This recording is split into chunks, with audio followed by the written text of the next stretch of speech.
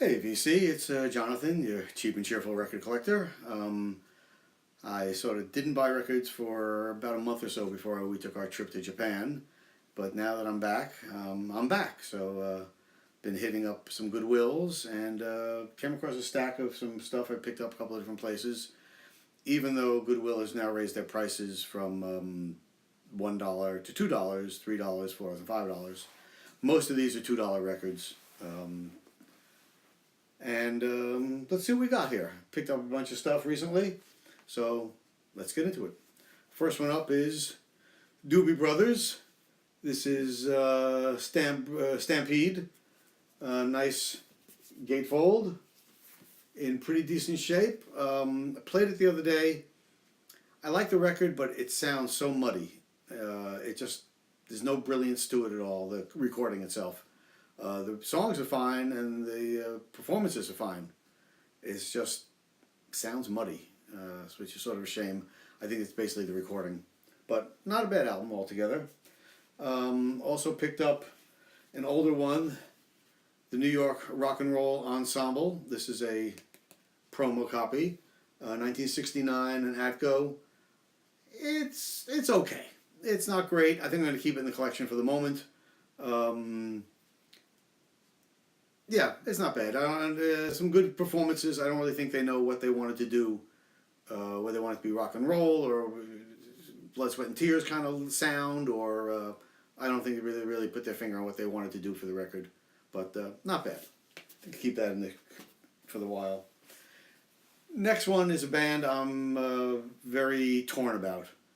I like some parts and I hate other parts. Hopefully this is the part I like. Fleetwood Mac. This is 1973, I think it was. Yeah, so it's before Stevie Nicks joined. Personally, I freaking can't stand her. I can't stand the music with her. I think it's as bad as the Eagles, which I can't stand either. But the early stuff with Peter Green, and right after he left, there was some good stuff on this. So hopefully this will be one I enjoy. There's a nice gatefold with it. And this is when they had Mick Fleetwood, John McVie, Bob Welsh, Bob Weston. Kristen McVie is doing some keyboards and vocals. But there you go. Fleetwood Mac, Penguin. So I haven't had a chance to play this yet. I'm still going through all my record day stuff. Found this. Never had it.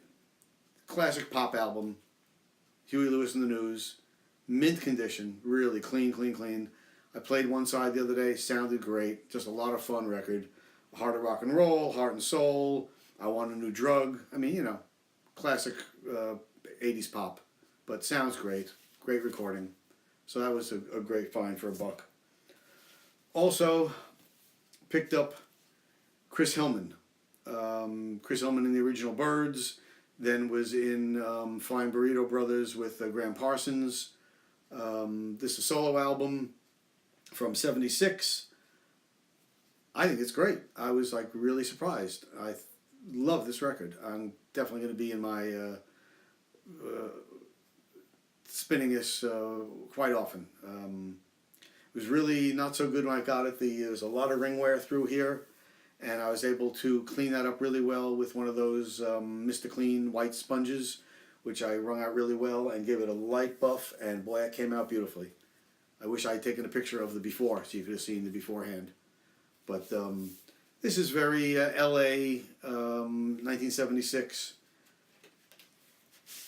It doesn't say who's on here with him, but great musicians, just great. Much better than I expected. Oh, here's the thing. All the usual suspects. Steve Cropper, Donald Duck Dunn, Jim Gordon, Leland Sklar, all those guys from the LA area, Russ Kunkel. So this turned out great. This is a real surprise for me. I thought this was a nice album. Like that a lot. Then I got two by these guys. First one is David Crosby and Graham Nash, Wind on the Water. Played this. Thought this sounded really nice. A great buy for $2. There's the back. Came with the original sleeve, which is nice with all the lyrics on one side. Clean condition. Clean this up. Came out really nice. And right next to that was their friend and cohort, Stephen Stills' album. This is just called Stills. I haven't even listened to this one yet. It has David Crosby on it with him and Graham Nash sitting in, but it's basically a Stephen Stills album. Haven't heard it yet, but I'm looking forward to that. I think for $2, it's a no-brainer. This one I picked up because I've heard things about them, and I saw it was produced by Little Steven, so I thought that was a good idea, good endorsement. Lone Justice, not for me. I don't know. I played once. Usually when I get new records, I'll clean them up really well, and then go through and play one side, and then one side of each record, then I'll go back and play the other side. Not for me. I'm going to give it one more shot, but I think it's going to end up in the Gotta Be Gone pile. Didn't like her voice. Too screechy. Not mine. Not for me. Next one, also $2, Goodwill find. A Date with the Everly Brothers. Can't go wrong with this. Phil and Don performing 9 new hits and old favorites. So they do Kathy's Clown, which is great. Lucille, Little Richard song. But a lot of some new stuff on here, new at the time. A great record. If you know the Everly Brothers, everybody wanted to be the Everly Brothers. The Beatles wanted to sing like the Everly Brothers. The Beach Boys wanted to sing like the Everly Brothers. Graham Nash and Stephen Stills and Graham Nash and David Crosby wanted to be able to sing like the Everly Brothers. So this is a great find and great addition to the collection. Next one is not a great recording, but I couldn't pass it up. It's a double album, a Fats Domino record.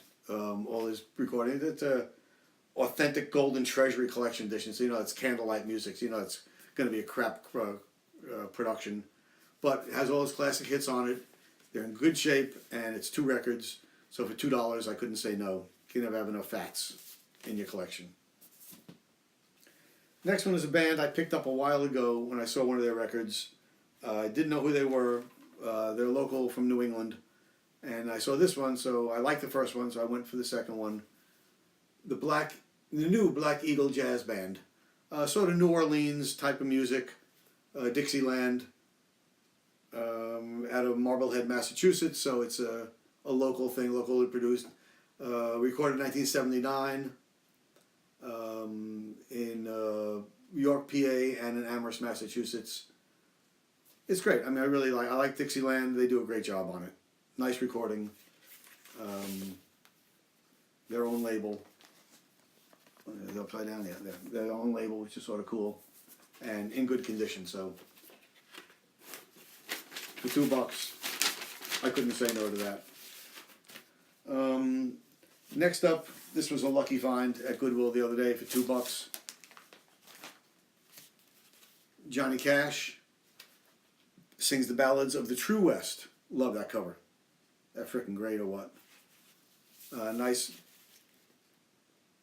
gatefold and just great Johnny Cash stuff. 2 record set for $2. Can't say no to that. Another Johnny Cash they had there. I had to grab the Johnny Cash Show. I guess it's from the TV show he had. They recorded live at the Grand Ole Opry, Nashville. Sunday Morning Coming Down, 6 Days on the Road. I'm going to try to be that way, Come Along This Ride. Then a medley of a whole bunch of other songs. So, not in great shape. A little water damage in the bottom there. Some ring wear. But the vinyl is pretty clean. And again, for $2. Hard to say no for $2. And it came with the original inner sleeve, which is sort of cool. You could have gotten a poster. See, send in for a Johnny Cash poster. $1.50. 22 by 33 inches. I wish I had that now. Then I found a couple of jazz albums. As if you listen to my station, well, you know I'm a jazz hound. Unfortunately, this is a jazz guy who just passed away recently. I saw him a number of times back in New York at a place called Slugs in the Lower East Side, and that was Larry Coryell. This is The Lion and the Ram. It's a promo copy, which is nice. I think it's a white label, if I remember right. Yeah, white label promo on Arista. Haven't listened to it yet, haven't spun it yet, but Larry Coryell, it's got to be good. Great guitar player.